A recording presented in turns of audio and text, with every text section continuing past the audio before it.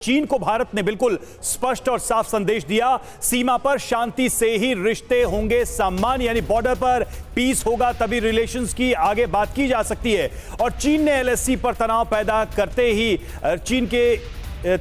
करते ही हालात बिगड़े थे।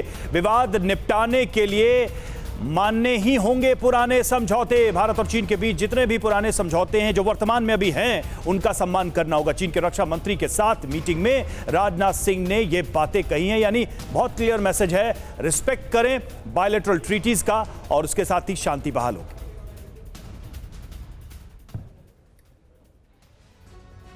तो देखिए, चीन को भारत की तरफ से बहुत क्लियर मैसेज दिया गया, बहुत साफ संदेश है, समझना है तो समझ लो। आइए देखते हैं कि रक्षा मंत्री राजनाथ सिंह ने चीनी रक्षा मंत्री के साथ मीटिंग में और क्या कुछ कहा है। एक बार जल्दी से उस पर भी नजर डाल लेते हैं। पूर्वी लद्दाख में चीन का रवैया ठीक नहीं, राजनाथ सिंह ने चीनी जनरल को साफ तौर पर बता दिया, उनके रक्षा मंत्री को साफ तौर पर बता दिया, एलएसी पर मौजूदा एग्रीमेंट का उल्लंघन हो रहा है, बॉर्डर की हालत पर ही रिश्ते निर्भर हैं, यानी बॉर्डर पर स्थितियां कैसी होंगी ये हमारे आपके रिश्ते इस पर निर्भर हैं। सीधे बता दिया गया, सीमा पर शांति होगी तो रिश्ते अच्छे होंगे। राजनाथ सिंह ने जनरल ली शांगफू से सीधे तौर पर कह दिया, एलएसी से जुड़े सभी विवाद सुलझाने चाहिए। गड़बड़ी किसने पैदा की है ये तो सबको ही जानता है, चीन भली भांति समझता है। द्विपक्षीय एग्रीमेंट के तहत एलएसी विवाद सुलझाया जाए। और आप देखिए पिछले 2 सालों में कैसी कैसी तिकड़में लगाई गई हैं। 2 से 3 सालों में चीन ने क्या क्या किया है सरहद पर, एलएसी पर, ये हम जानते हैं। समझौतों के उल्लंघन से बेसिक रिश्ते खराब हुए हैं, यानी जिम्मेदार आप हैं आज बॉर्डर पर जो स्थितियां हैं उसके लिए भी, और हमारे आपके रिश्ते जो बदतर हालात में पहुंचे हुए हैं उसके लिए भी। प्रोफेसर अंशु जोशी, इससे क्लियर मैसेज और क्या हो सकता है? बिल्कुल, आज का भारत बहुत स्पष्ट और मुखर तरीके से अपनी बात रखता है। ये नया भारत है, ये ग्लोबल साउथ की भी आवाज है, ये विकसित देशों के द्वारा भी सम्मानित देश है। इस देश ने आज जो शक्ति और विश्वगुरु की छवि अर्जित की है, तो हमारे डिफेंस मिनिस्टर जब कल बोले तो उन्होंने साफ साफ उसी छवि के तहत इस बात को रखा कि चीन यदि एक तरफ सीमा विवाद को बढ़ाएगा और भारत की आंतरिक सुरक्षा के लिए संकट पैदा करेगा तो फिर कूटनीतिक स्तर पर अच्छे संबंधों की अपेक्षा भारत से ना रखे। और हम एक चीज ध्यान में रखें कि एससीओ की हम मेजबानी तो कर ही रहे हैं समीर, हम G20 के भी अध्यक्ष हैं इस वर्ष के लिए, और इसीलिए भारत की शक्ति को चीन भी समझ रहा है। 1950 से ही चीन भारत के साथ विश्वासघात करते आया। हम देख रहे हैं कि किस प्रकार से तिब्बत को लेकर के, किस प्रकार से आगे मैकमोहन सीमा का सम्मान ना करके, किस प्रकार से शिमला एग्रीमेंट का उल्लंघन करके फिर 1962 का युद्ध चीन ने भारत के साथ लड़ा।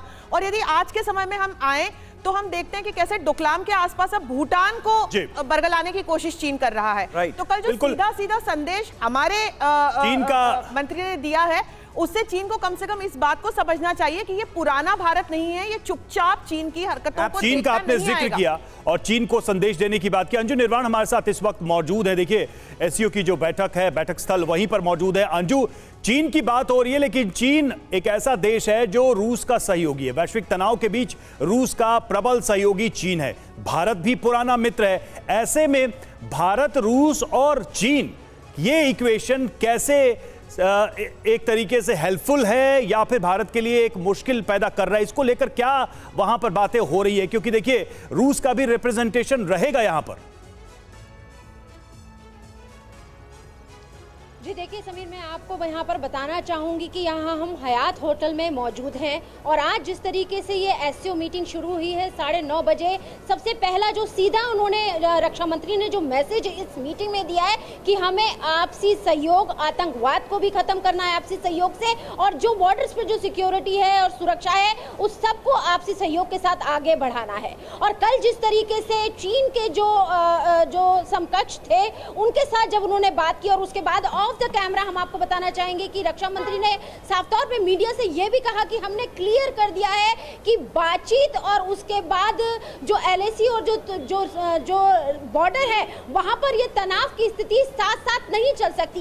ये मैसेज भी उन्होंने साफ तौर पे दिया बातचीत के दौरान कि जिस तरीके से पीछे दिनों गलवान और डोकलाम का जो पूरा विवाद हुआ उसमें जो द्विपक्षीय जो समझौते थे और जो बातचीत थी उसको कहीं ना कहीं जो चाइना है उसने खत्म कर दिया। लेकिन वहीं दूसरी ओर जैसे आपने रशिया का जिक्र किया, आज बेहद महत्वपूर्ण दिन है क्योंकि रशिया के जो समकक्ष हैं उनके साथ भी आज बायलैटरल टॉक होगा और वो जो बायलैटरल टॉक होगा वो 2 बजे के बाद से शुरू होगा। और यहाँ पर ये चीज भी समझने वाली बात है कि रशिया भारत का उतना ही घनिष्ठ मित्र है जिस तरीके से चीन के भी उसके संबंध है, लेकिन बिल्कुल भारत पूरी दुनिया की नजर इस पर रशिया होगी। के इस साथ- इक्वेशन को समझने की भी कोशिश की जाएगी कि रूस, पाकिस्तान, चाइना और इस बीच एससीओ की ये अहम बैठक